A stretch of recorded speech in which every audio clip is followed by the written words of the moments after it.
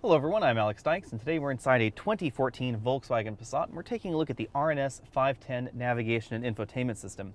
Now this particular system is standard on the SEL premium version of the Passat we're taking a look at here, and it uses a 6.5-inch color touchscreen interface right here centered in the dashboard. Above the display you'll find dedicated track forward-backward button, a single slot CD and DVD player, jack button, and then of course this button repeats our navigation instruction. Let's take a look at the features one by one. First, you'll find AM, FM, and satellite radio over here on the band button. Because we're on the satellite radio interface, we can hit this tune button and we get direct access tuning to various channels. So we can just hit channel 9 for instance, click OK, and then we're over here on 90s on 9.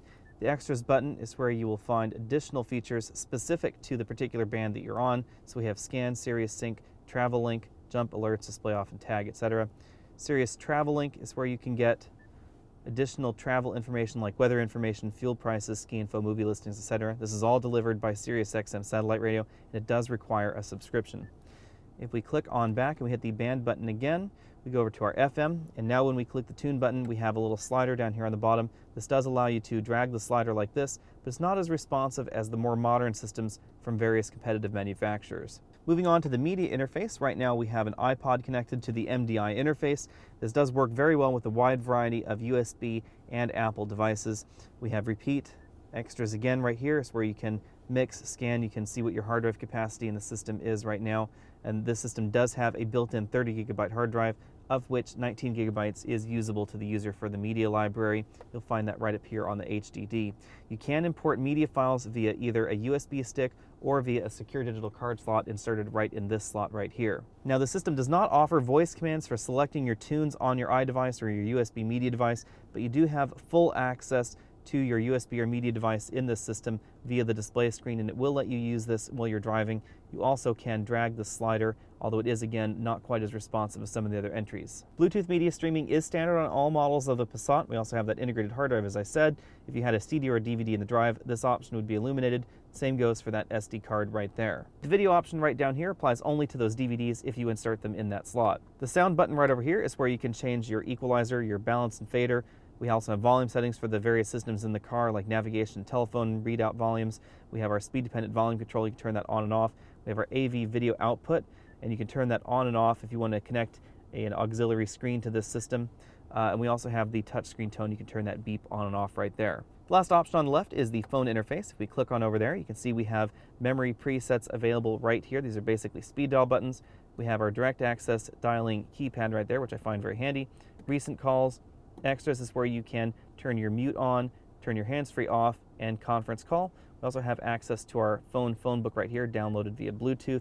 The one thing you won't find in this phone interface is any sort of SMS text messaging support. That's just not offered in this particular model. If we click on over to the map button on the right-hand side, you can see that we do have a fairly typical mapping interface, and we now have traffic information available on this display, which is very handy. This traffic information is displayed via Sirius Traffic, so you do have to have a Sirius subscription in order for that traffic to appear. You can change between various views. We have a traffic view, we have a 2D view, we have a 3D view. Unfortunately, the traffic doesn't display on all of the views. We also have weather views provided again by Sirius XM, as well as sort of weather front views. So you can zoom out and you can see what the weather forecast is like in your particular area. Navigation entries in the system are fairly easy. We can enter a new destination right here on the screen. It is fairly snappy since all the information is stored in the hard drive here. We will try and enter a destination so we can see what this is like. I have no idea what streets are available in Vancouver, so let's just go ahead and enter one. Now that address is entered, you can see how it affects the various system views. So if we click on over to our traffic view, you can see that we do have route information right there in the traffic view as well. You also will get that route information if you look at the weather report. So you can see right now it's supposedly sunny and 73 in San Jose, and you can see that we do have route guidance even on that map right there. If we click on this button right here, we do have a short access button to our presets for the radio, so you can change the radio station when you're in the navigation interface. And if we click on over to the extras button, you can change and see what the destination view is like. That's the end of your route. You can also see other places in the map.